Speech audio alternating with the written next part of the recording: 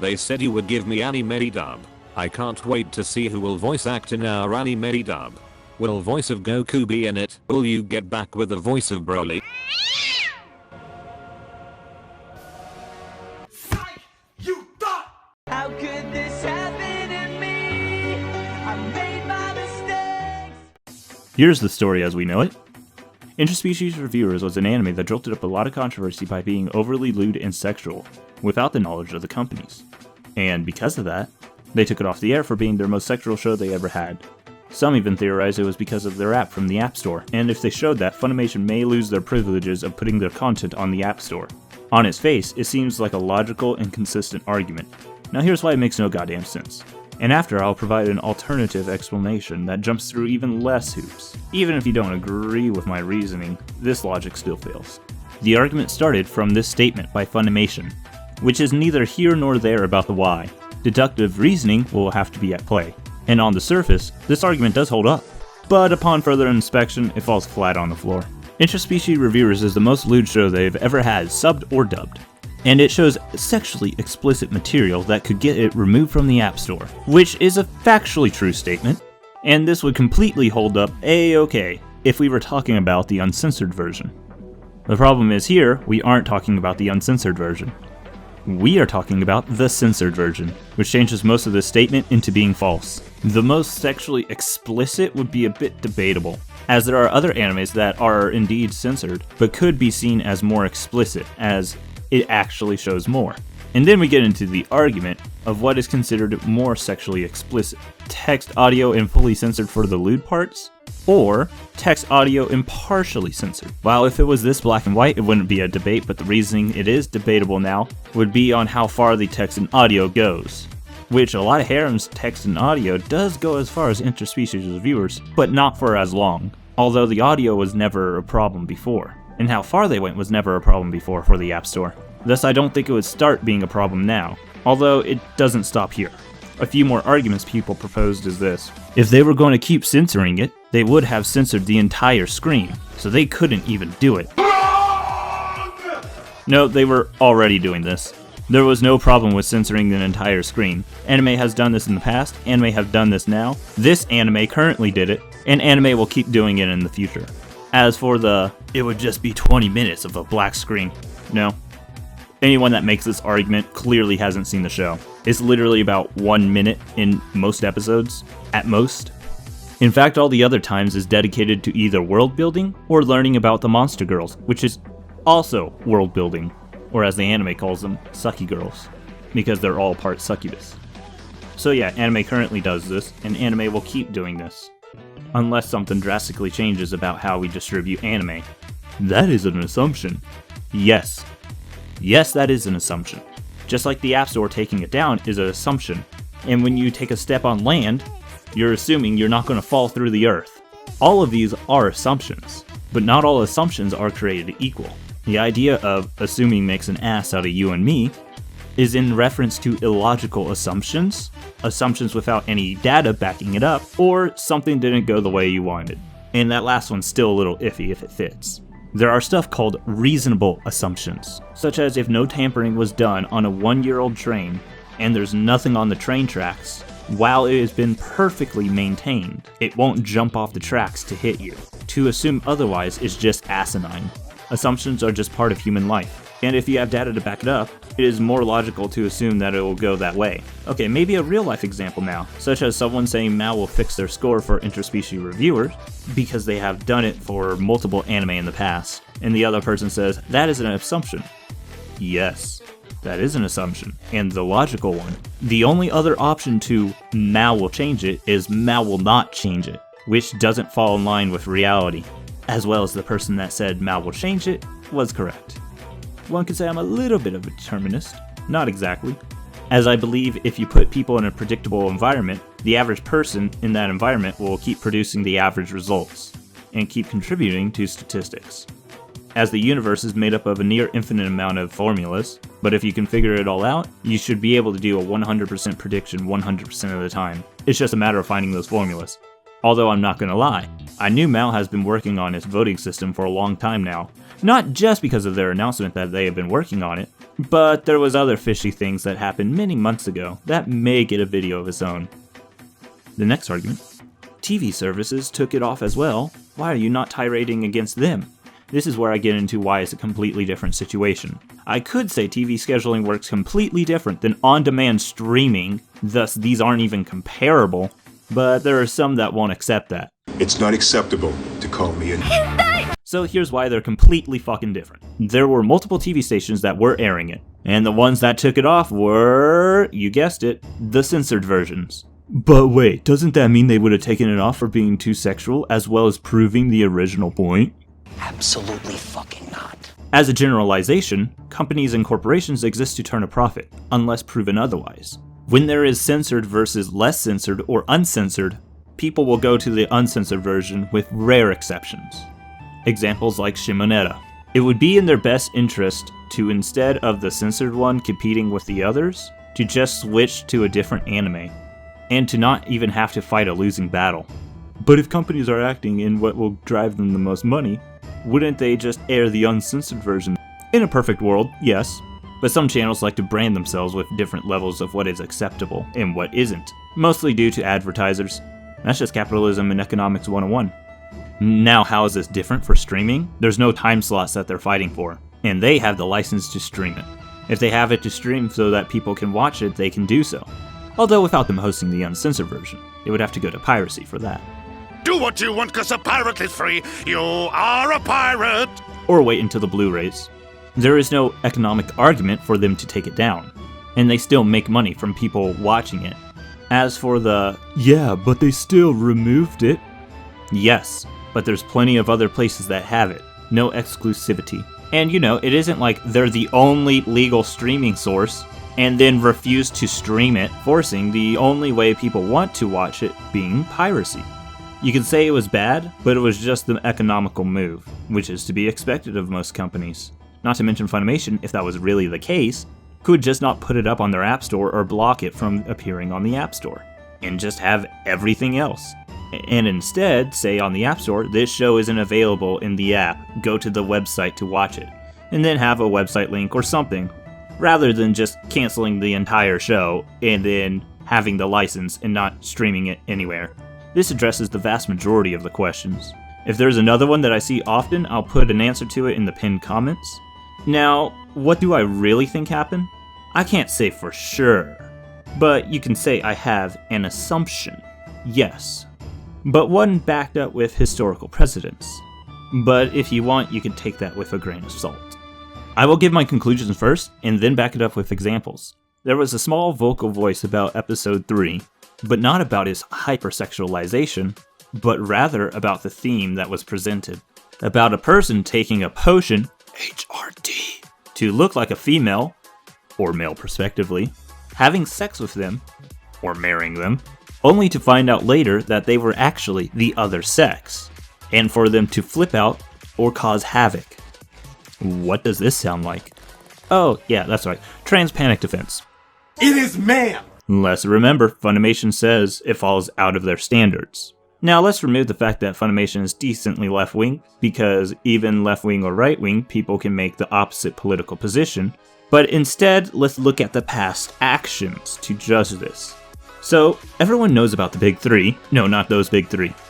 Choo-choo-doo. Freezing. Choo-choo-you. Achoo. Aha! Dragon Maid, Prison School, and Hajime no Gao. I won't bore you with the details, as these three have been talked to death already, and is only part of the examples that I'm bringing up. I have more later. The thing I want to look into is specifically what the people who changed the dub actually said about why they did it, while confusion with sexuality is at odds with timeline/dub culture. It is quite an eye-opener, and could be a big topic for later down the line, as that is a huge can of worms that I'm not going to open just yet. Let's turn our attentions to, didn't want the implications that Miss K finds something wrong about lesbianism. She doesn't, just not into it personally. so to make people think that they don't find something wrong about lesbianism. But there was no original implication of something has been wrong about it in the first place. But rather the implication is that she could be mistaken for a male. You are fake news. This idea also goes at odds to when she gets drunk. She lets out what she holds back, and how she either wants to see Toru in a maid outfit, because she's really into maids, or wants to see Toru naked. Making the "I'm not into chicks" is a complete lie. It also makes the whole show with a very weird undertone on how Toru is a lesbian always trying to make advances on their straight friend with the hopes of turning them into a lesbian. Although, let's take a look at one of their tweets in this situation.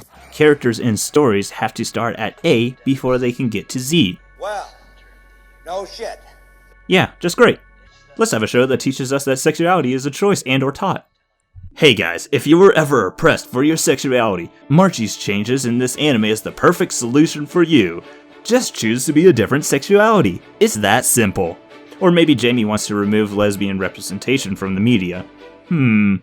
But yeah, on a more serious note, not only is this not in line with the original source, or the character, it's a change to not make it seem bad for them, which this could be seen as normalization. As the more you see it, the more normalized it becomes, and thus it happens more often until it's normal and part of everyday life. Not to mention the other changes talking about patriarchy, Gamergate people hating on women, and totally wasn't about anything else, and Hajime no Gal with out-of-place simping and weird patriarchal lines. Bofuri lines changed from a light sexual joke to not even a sexual joke at all. But they would still have sexual jokes. Yeah, there would be a massive shit show if they just did that to every show all at once. Don't let a single one slide. I may have a reason to believe they actually do believe in normalization. There's that word again. I'm just waiting for when it comes out. Funimation isn't the only one who has done this, and in fact, other dubbing companies, in my opinion, have done it even more egregiously. You can look at this and ask, yeah, but why do all these small changes matter? Well, in the case of Dragon Maid, it fundamentally changes the character. And now let's get into what a job of a dub is. Under a capitalist lens, what a dub does is sell products to viewers that normally wouldn't get it, which is usually a super reductionist way of thinking about it, and I've never heard anyone describe it as such. But at the same time, no one would also deny it. When you ask what a dub does, the idea is you change the language to suit an English-speaking audience. You would want people who would like to experience the art in their own language. And here's a huge conflict of interest. It isn't just changing the language, it's fundamentally changing the characters and in some cases, the stories. I used to watch anime both subbed and dubbed, and would see these changes, although my intent of watching was to see which one's better. Not via the changes, but via the voice acting and the performance. But I don't really see much of a reason to do that for all anime anymore. For a very simple reason. Now, I understand this doesn't work for everyone, but it does apply to me. Why would I watch most dubs?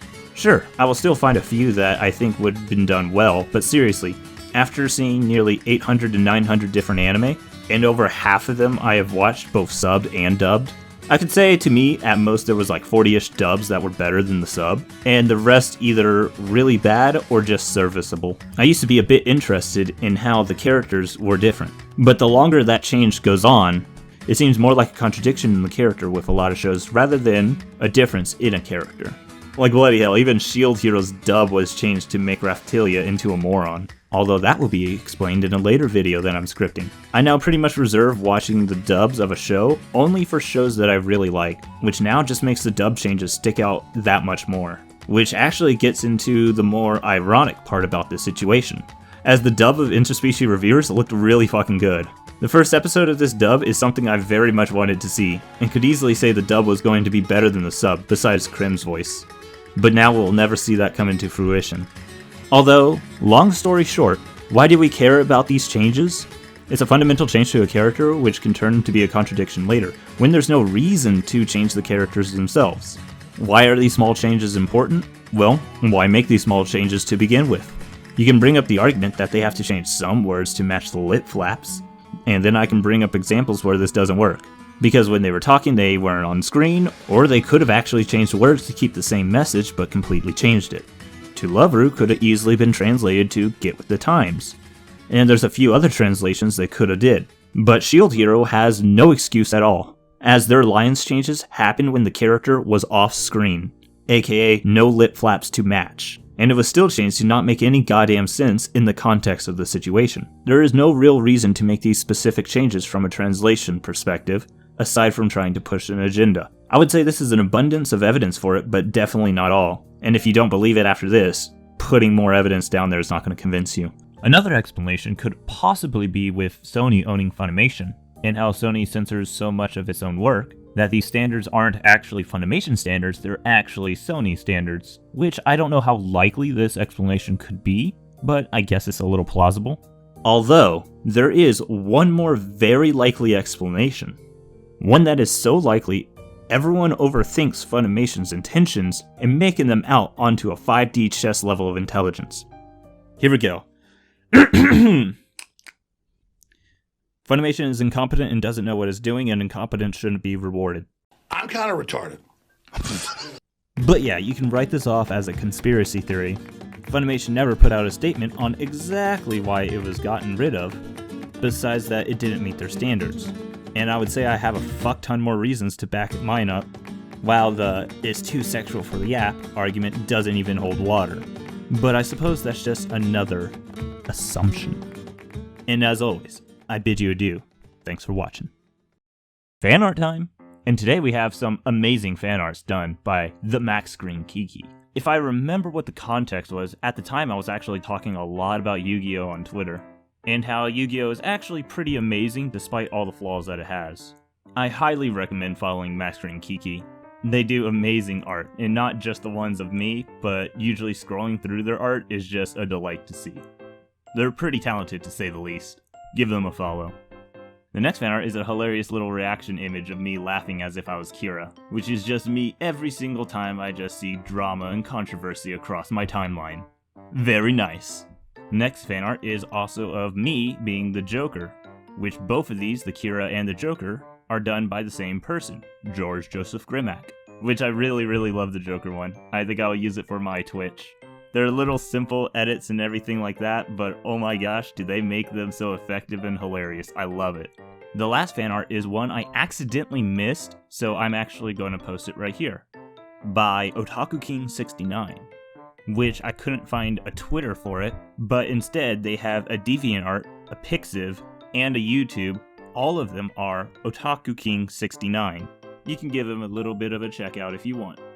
And of course, I appreciate each and every fan art because a lot of these look pretty fucking amazing. And that's all I have for today.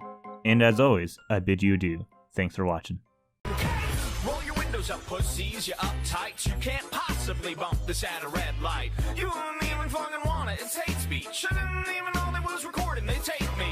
And I'm so embarrassed now that I hope my parents don't download this album and listen with their earphones. This is such a sheer song. This is such a sheer thong. Get your beards on. This is such a